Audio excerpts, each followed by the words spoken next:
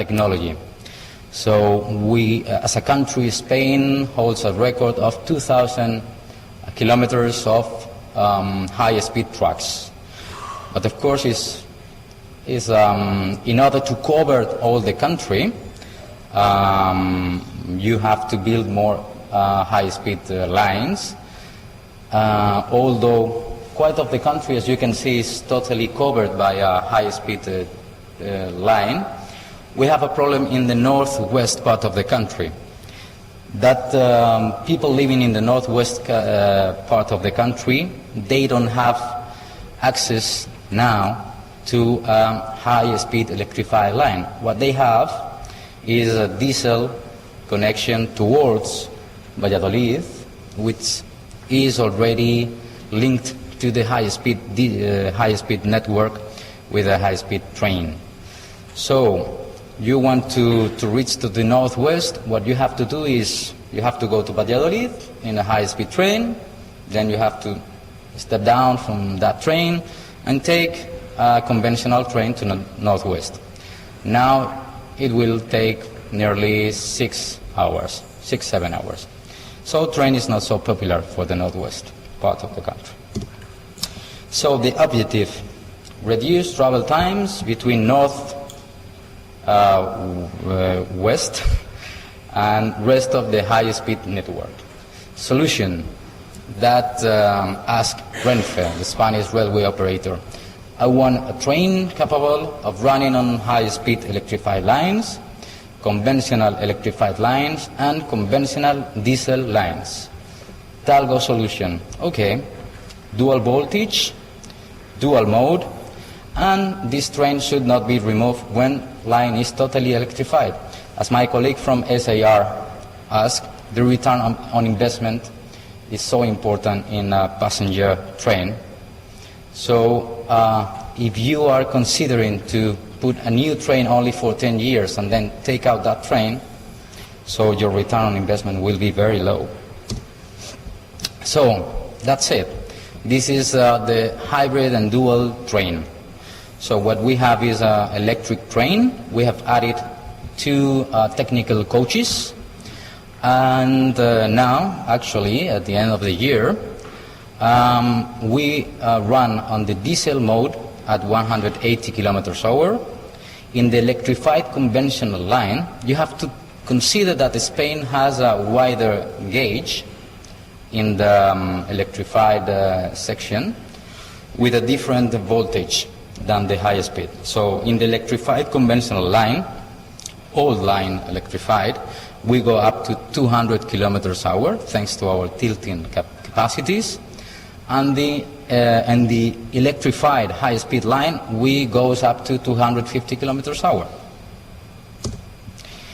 So now people can travel to the northwest, reducing the time from 7 hours to 4 hours. But what will happen next is that the line will be totally electrified. We hope in the next years that the Ministry of Public Works in Spain is doing quite effort to launch this year the future high-speed line. So in the coming years, we will have for sure a high-speed line connecting the northwest with the rest of the network. So in that, now the technical coaches have been removed. So we have the same train with some technical coaches removed. And now we can go up to 250 kilometers per hour. So what we have is a reduction in the travel time from the Madrid or the rest of the Barcelona, Malaga, Alicante, Valencia. So the rest of the country to the northwest of an average of 3 hours. So Middle East overview. What we have in this part of the world. So most of these countries, they have launched railway companies. So from Kuwait to Saudi to Qatar, Bahrain, Oman, let's hope Yemen also in the next years. So they have launched railway companies. So they have in common the starting point. So construction of non-electrified railway lines, most of them. Most of them goes for non-electrified railway lines in order to reduce the investment, as our colleagues from SAR, Saudis. They started with non-electrified railways, focused in freight operations. Money in railways is in freight, not in passengers, as he has said. So they are using the same truck to deliver freight services and passenger services. So reducing initial investment cost. So we don't have much money to waste, so we go for this cutting on the investment cost. But we all have future plans to set up electrified sections, and why not high speed will be a reality in this part of the world too, for sure, especially in Saudi Arabia with this Haramain high speed. So from Kuwait to Oman, electrified or diesel, well, probably both. We have to go through the Kingdom of Saudi Arabia. And in that part of the region, diesel traction is playing a major role. So what we will do? So we have here some examples of lines actually built in the region. So this is the north-south, as our colleague from SAR has said. This is a non-electrified and dual-intention, dual-purpose track for freight and passengers. So quite ambitious plan, starting as a diesel line. Union Railway from Emirates. They have started with freight.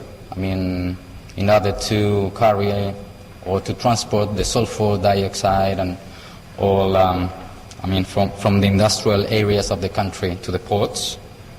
But of course, they have in mind the future passenger services electrified. We have Qatar. Of course, we have freight services that will be placed with a maximum speed of 120 kilometers per hour. We have also high-speed plans in the country, especially now that the World Cup will be hosted in this country. And we have a connection with the Kingdom of Saudi Arabia that will be diesel. So they have the same issues, topics in this country, also in Qatar. So this is the overview. These are the examples: North-South, Qatar, Union Railway. So they have in common these points. These railway networks will be connected. They should be connected. So you will be traveling from Kuwait to Emirates or to Oman, crossing Saudi Arabia, and diesel lines will coexist with electrified lines. We have to cope with that, as I guess that we will go to that point. So conventional electrified lines will coexist with high-speed lines, for sure. So trains should be designed to be capable of running on diesel mode and variable voltage. We consider is the most logical approach. And the solution is technically possible and cost-effective. The Spanish railway operator Renfe and Adif, they can provide you with their knowledge, their experience running these trains, and I'm sure that they will open to discuss the numbers, the figures of these trains with the railway authorities in the countries. So, conclusions. So, railway projects will be, inshallah, implemented shortly in the region. And most of them will start at diesel, freight, passengers, all purposes. High-speed projects will be also implemented. This is a reality. In the short term, we will have the first project, we hope, in the region. And passenger rolling stock should be conceived to be operated as diesel, conventional electrified, and high speed. What we offer is a unique solution, highly versatile. This is the Talgo 250 dual high-speed train. So thank you very much.